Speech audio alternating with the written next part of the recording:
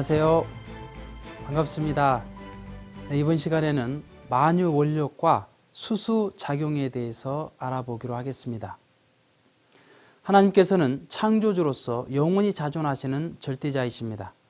따라서 그러한 분으로 계시기 위한 근본적인 힘도 영원히 자존하는 절대적인 것이며, 또 그 힘은 모든 피조물이 존재하기 위한 힘의 근본적인 힘이기도 합니다.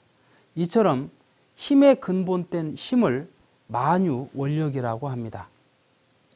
만유 원력을 좀 더 자세히 알아보기 위해서 하나님의 이성 성상을 다시 한번 살펴보기로 하겠습니다. 하나님의 성상 속에는 정지위가 있고 그 속에는 심정이 내재되어 있습니다. 정지위의 하나님이시기 때문에 인격적인 하나님이시요, 심정의 하나님이시기 때문에 참 사랑의 하나님으로 나타나게 되는 것이죠. 그리고 하나님의 형상은 우리 인간들처럼 어떤 몸이나 물질로 구성된 것은 아닙니다. 우리 인간의 몸도 결국에는 에너지로 구성되어 있기 때문에 하나님의 형상은 그 에너지를 형성할 수 있는 에너지의 전 단계, 곧 프리 에너지로 구성되어 있는 것입니다. 따라서 하나님의 성상의 심정과 그 형상의 이 프리 에너지가 서로 상대의 기준을 조성해서 잘 주고 잘 받으면 모든 피조 세계를 위한 만유 원력으로 나타나게 되는 것입니다. 만유 원력의 예를 인간 속에서 좀 더 들어보기로 하겠습니다.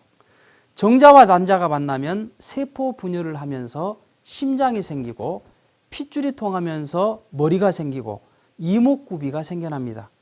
그리고 남성 혹은 여성의 육체로 완성됩니다. 어떤 힘이 그렇게 만들어 갈까요? 육신의 아버지가 할 수 있을까요? 어머니가 할 수 있을까요? 아버지 어머니도 할 수 없습니다. 그 힘은 이미 세상의 모든 이치를 알고 준비하는 힘입니다. 어두운 어머니 복 중에서 이미 빛이 있다는 것을 알고 눈을 준비합니다. 밝은 빛도 어두운 빛도 있다는 것을 알고 눈조리개를 준비합니다. 빨간색, 노란색이 있다는 것을 알고 감상할 수 있도록 준비합니다. 세상에 나가면 숨을 쉬며 산다는 것을 미리 알고 코를 준비하고 폐를 준비합니다. 그야말로 모든 세상의 이치를 알지 못하고서는 만들 수 없는 것입니다. 이런 과정을 이끌어가는 원인적인 힘이 바로 만유 원력이라는 것입니다. 따라서 만유 원력 속에는 하나님의 심정과 참 사랑이 내재되어서 모든 피조 만물 가운데 전달되게 되는 것입니다. 다음으로 우리는 또 다른 힘에 대해서 알아보기로 하겠습니다. 수수작용의 힘인데요. 이 수수작용이란 줄 숫자와 받을 숫자, 그래서 주고받는 작용을 의미합니다. 하나님으로부터 오는 만유 원력에 의해서 모든 존재하는 주체와 대상이 서로 상대의 기준을 조성해서 잘 주고 잘 받으면 그 존재를 위한 모든 힘, 곧 생존, 번식, 작용 등을 위한 힘을 발생하는데, 이러한 과정을 통해서 그 힘을 발생하는 작용을 수수작용이라고 합니다. 수수작용의 예를 만물 속에서 한번 알아보기로 하겠습니다. 원자는 양자와 전자의 수수작용으로 융합작용을 일으킵니다.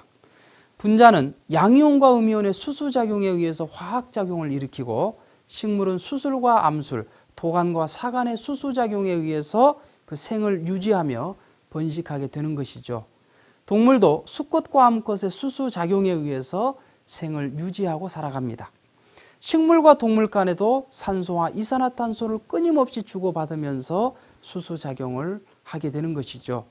천체도 태양과 혹성의 수수작용, 지구와 달의 수수작용을 통해서 자존과 공존을 끊임없이 하고 있는 것이죠. 인간의 인체를 보더라도 소화기 계통과 순환기 계통이 끊임없이 수수작용을 하고 있고, 신경계통과 근육계통이 끊임없이 수수작용을 하면서 인체는 살아가고 있는 것입니다. 그리고 동맥과 정맥, 교감신경과 부교감신경, 호흡작용, 그리고 몸과 마음의 수수작용 등을 통해 가지고 건강한 몸을 갖고서 살아갈 수가 있게 되는 것이죠. 가정 안에서도 부모와 자녀, 남편과 아내, 형제과 아우의 수수작용을 통해서 우리는 행복한 가정을 만들며 살아갑니다. 사회에 있어서도 이웃과 이웃, 단체와 단체가 서로 잘 주고 잘 받으면서 건강한 사회를 만들게 되는 것이죠. 국가에 있어서도 정부와 백성의 수수작용을 통해 복지국가를 이루며 살아갈 수 있습니다. 세계에 있어서도 국가와 국가의 수수작용을 통해서 평화의 세계, 이상세계를 이루며 살아갈 수가 있게 되는 것입니다. 그렇기 때문에 예수님께서는 본연의 수수작용을 복귀하시기 위해서 이 땅에 오신 것입니다. 마태복음 7장 12절에 예수님께서는 대접받고자 하는 대로 먼저 대접하라고 하셨습니다.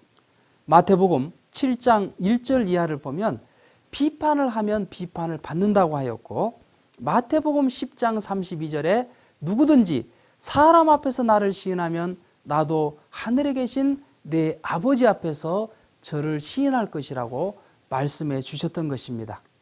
따라서 우리는 생활 속에서 잘 주고 잘 받는 수수작용을 잘하면서 살아가야 되는 것입니다. 주체와 대상 간에 있어서 잘 준다는 것은 먼저 기쁜 마음으로 주는 겁니다. 그리고 받을 것을 기대하지 않고 주는 것입니다. 하나를 주고 둘을 받고자 한다면 그것은 잘 주는 것이 아니죠. 그런 관계는 깨져버리고 말 것입니다. 또한 정성 들이는 것을 주는 것이 중요합니다. 아무리 사소한 것이라도 정말 정성 들여서 드린다면 받는 사람은 기뻐하게 되는 것이죠. 더 주지 못해 미안한 마음이 동반되어 주는 것입니다. 부모는 자녀 앞에 끊임없이 투입하면서도 더 주지 못해 미안한 마음을 갖고 있는 것이죠. 그리고 자기보다 잘 되기를 바라는 마음으로 주는 것입니다. 이러한 것이 잘 주는 내용인 것이죠. 그리고 잘 받는다는 것은 감사한 마음으로 받는 것입니다. 무엇이든지 받을 때 당연한 것으로 받는다면 그것은 주는 사람도 더 이상 주고 싶은 마음이 생기지 않을 것입니다. 감사한 마음을 갖고 받을 때 우리는 더 큰 것을 받을 수 있는 것이죠. 그리고 주신 동기를 귀하게 여길 줄 알아야 됩니다. 밥을 먹더라도 어머니께서 어떠한 그런 마음으로 어떠한 손길로 만드셨을까, 그런 동기를 생각하면서 먹는다면 우리는 더 감사할 수 있을 것입니다. 그리고 주신 심정을 담고 배울 수 있어야 됩니다. 받고 끝나버리는 것이 아니고 받았으면 다른 사람에게 그것을 또 내가 베풀면 그 주고받는 그 수수작용은 더 커짐으로써 우리는 보다 더 행복한 삶, 보다 더 화통하는 삶을 살아갈 수가 있게 되는 것입니다. 다음 시간에는 만유 원력과 수수작용을 바탕으로 창조와 발전의 법칙, 행복의 근본 기대에 대해서 알아보도록 하겠습니다. 감사합니다.